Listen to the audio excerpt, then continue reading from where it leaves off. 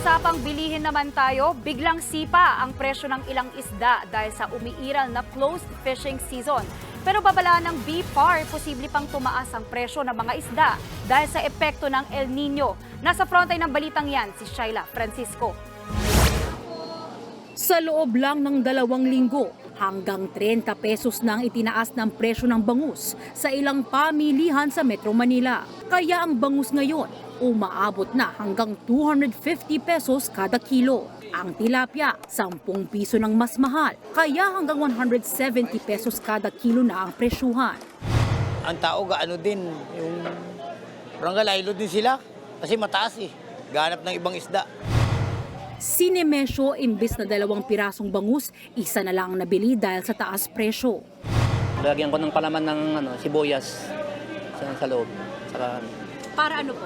kamatis, tapos iyaw. Para sulit yung ulam namin maghapon. Pinagkakasya ko na lang yung pera binibigay sa akin.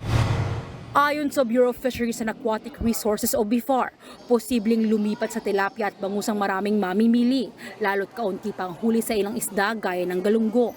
Bukod sa malamig na panahon, kasalukuyan nagpapatupad ng closed fishing season sa ibang lugar. Ibig sabihin, bawal manghuli ng ilang isda sa loob ng 1 hanggang 3 buwan para makapagparami ang mga isda. Nakikita namang bababa ang presyo ng tilapia at bangus ngayong Pebrero kung kailan aalisin na ang lahat ng pinatutupad na closed fishing season sa bansa. Oras kasi nang mangyari yan, dadami ang supply ng iba pang klase ng isda sa mga pamilihan. Pero pinangangambang pansamantala lang yan dahil posibleng tumaas ang presyo dahil naman sa banta ng El Nino.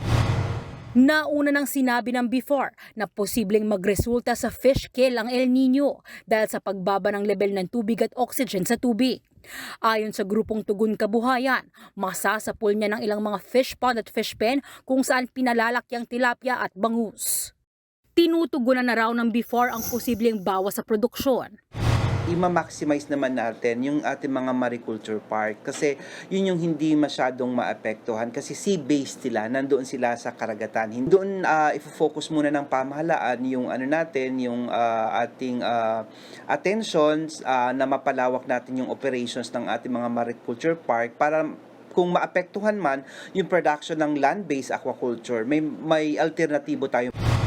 Giit ng BFAR, di naman lahat ng isda ay maapektuhan ng tagtuyot, lalo't may ilang produkto tulad ng sardinas at galunggong na mas mainam sa kanila ang mainit na temperatura. Nagbabalita mula sa Frontline, Shaila Francisco, News 5. Mga kapatid, Maui David po. Simula ng inyong araw na may alam at may pakialam sa mga may init at umaaksyong balita sa bansa. Para maging una sa balitaan, mag-subscribe at mag-follow sa social media pages ng News 5.